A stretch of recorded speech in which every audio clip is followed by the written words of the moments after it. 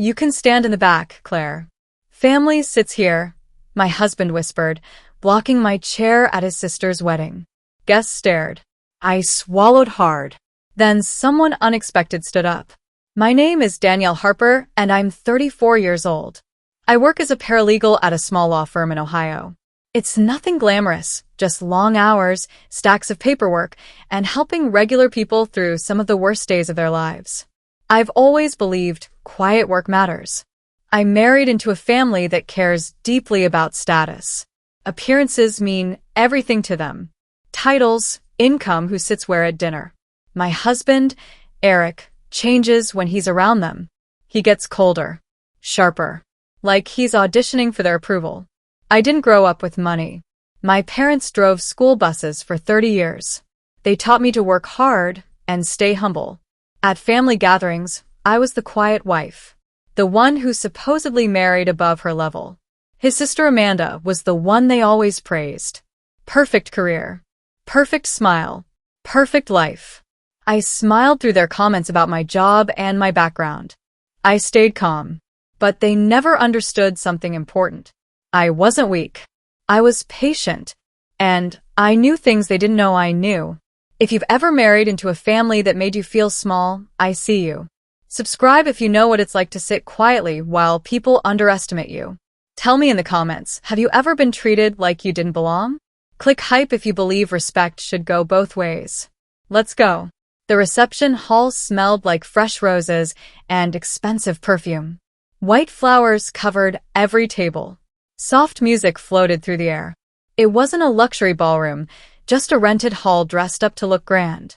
I walked toward the family table, scanning the neat little name cards.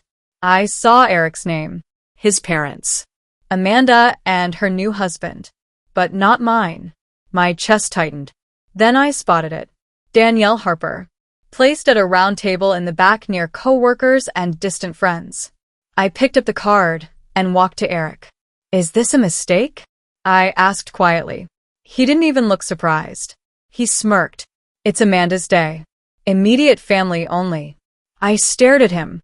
I am your wife. He let out a short laugh and raised his voice just enough. Don't make this about you. You don't deserve a seat up front. Conversations around us slowed. I felt heat crawl up my neck. His mother stepped closer and forced a tight smile. Let's not cause a scene, she said. Cause a scene. As if I was the problem. I walked to the back table slowly, aware of every whisper, every glance. My hands shook under the tablecloth, but I kept my face calm.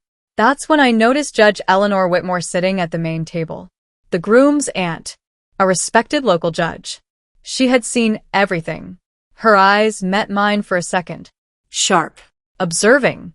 I sat down and whispered to myself. Okay, if that's how they want to play this. Dinner started. Plates clinked. Glasses tapped. The sound of silverware scraping against china filled the room. Eric stood to give his speech.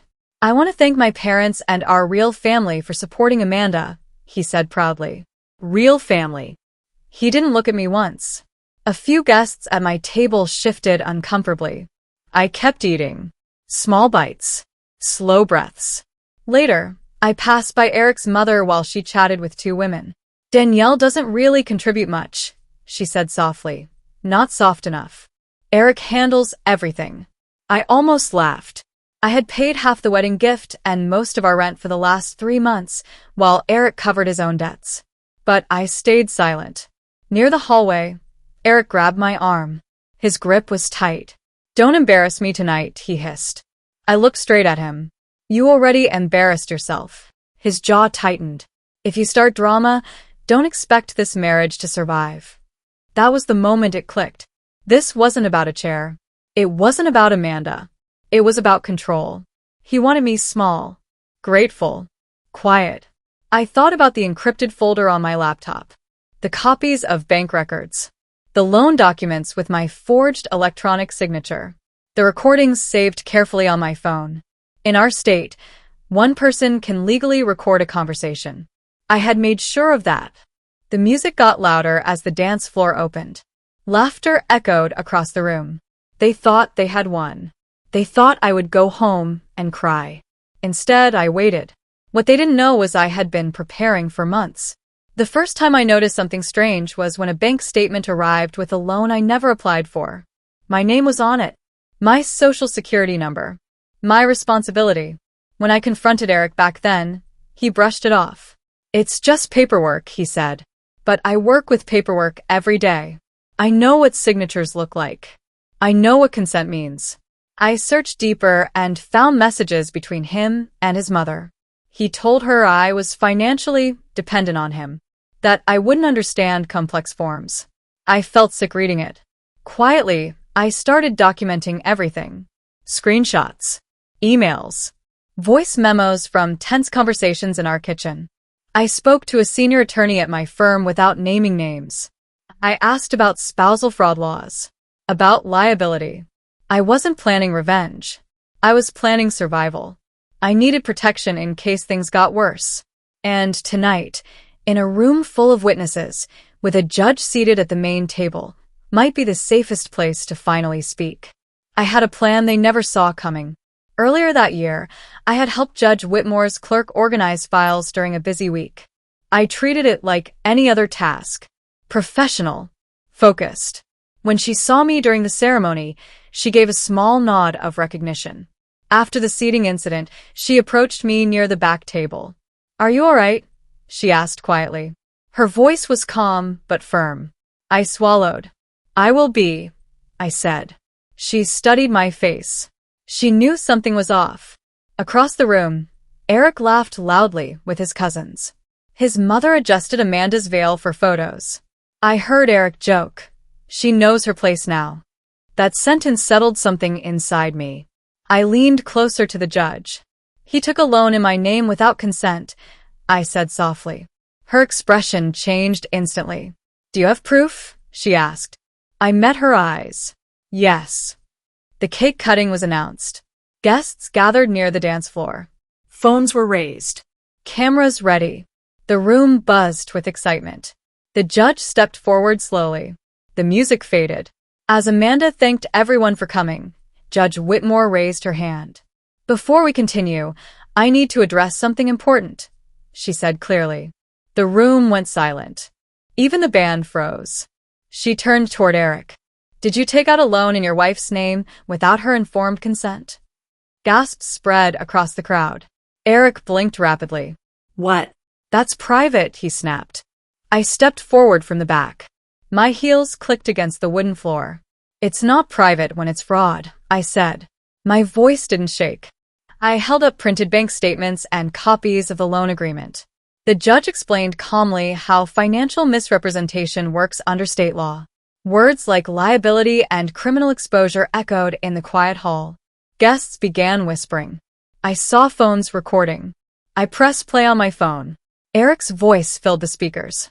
"She won't understand the paperwork anyway." His mother rushed forward. "This is inappropriate," she protested. The judge didn't raise her voice. "What's inappropriate is coercion," she replied. The groom looked pale. Amanda stood frozen, bouquet trembling in her hands. Eric's confidence drained from his face. This was no longer a private argument. This was public accountability. I looked directly at him. "You said I didn't deserve a seat," I said. "But I deserve honesty. And I deserve protection." The judge handed me her business card in front of everyone. A silent message of support. Eric had no response. No clever remark. For the first time that night, he looked small. I left the reception without tears.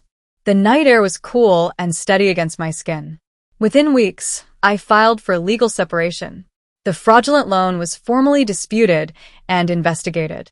Eric's family stopped calling. Word traveled quietly through their social circle. I kept my job. I kept my apartment. I kept my dignity.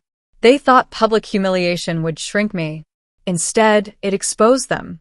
Amanda rarely speaks about her wedding now. And Eric learned something he never understood before. Respect isn't assigned by seating charts. It's earned. Have you ever been humiliated in front of others by someone who is supposed to love you? Public embarrassment cuts deep, especially when it comes from family. Share your story in the comments. You deserve to be heard. Subscribe if you believe no one should be treated like they don't belong. Click hype to help this story reach others who need it. Did this story hit home? Let me know by liking the video and sharing your thoughts in the comments. Click hype to help this story find others who felt the same sting of disrespect. Your support makes a huge difference, and I'm always reading what you share.